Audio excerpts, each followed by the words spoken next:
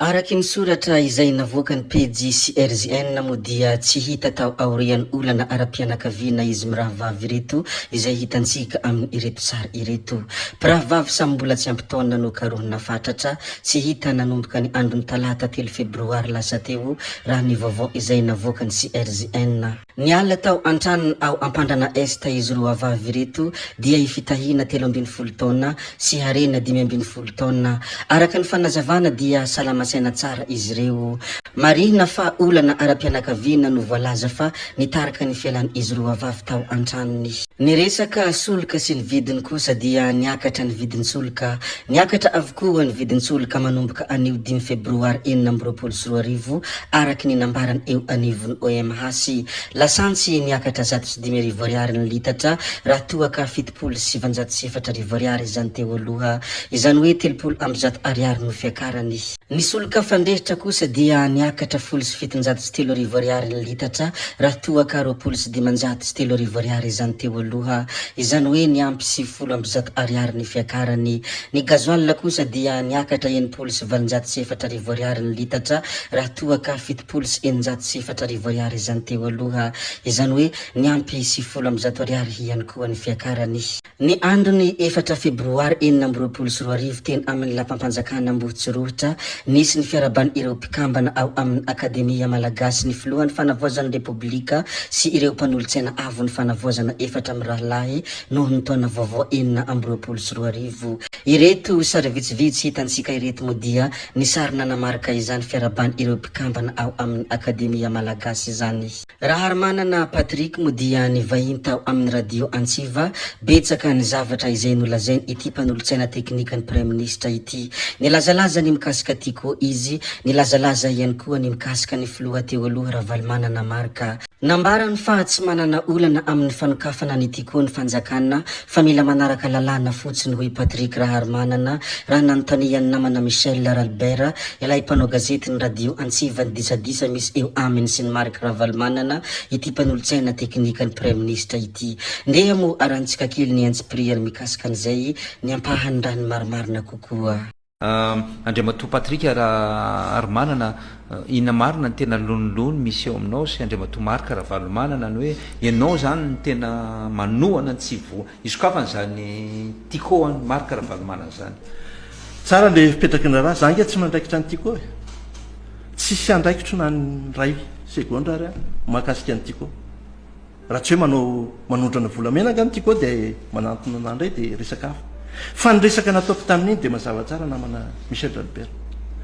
Ny Prime Ministre amin'izao dia mampirisika rehetrarehetra anangana orinasa.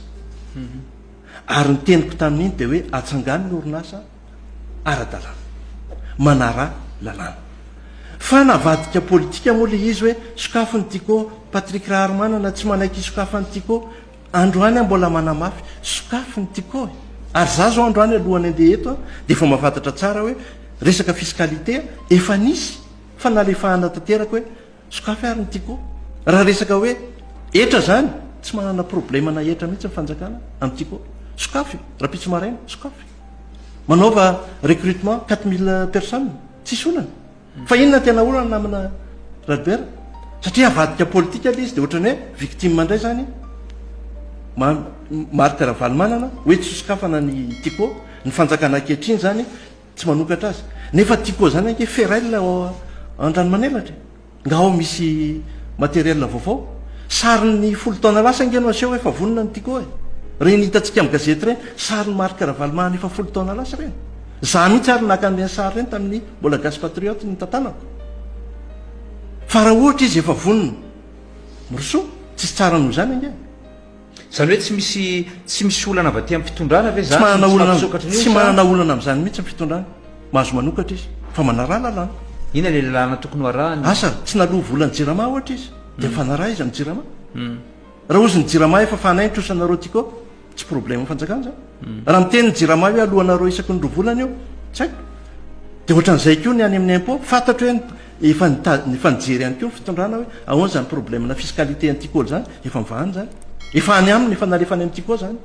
zany hoe foanana le za aloha tsy mahafantatra lehetra sa natao tsy mahafantatra tsy tony hoe nidirako amina miliara mihitsy izy tsy nidirako zay satria za tsy miandraikitra an'izay a misy sehatra asy raha tsy faly ny tiako maninona izy tsy mitory sodiaty ane nitory rehefa ngejaina ane ny fananany amaranty sy ny sodiaty mitory izy nahazo izy tany amin'ny fitsarana hoe ny apahany amin'ny gain de cause apahany amin'ny fandoavana ny karamampiasa dia naloha dia ny fanjakana mandoha ka inona tsy toriny tiako any amin'ny tribonaly raha ohatra ka misy aferana tribonaly fa raha tsisy fa mifahalalako azy tsisy aferana tribonaly afaka manokatra zany hoe lonilony politika aveo io zany Andriamatoa paipaka politika satria misy koa ia tsy mahandry andro maraina zany maro karavalmanana zany tsy anjarako ny tena zany amin'ny conseiller technique amin'ny premier ministre ako fa raha amin'ny maha-olo-pirenena mpitarika antoko tsy mahandry andro maraina ravalmanana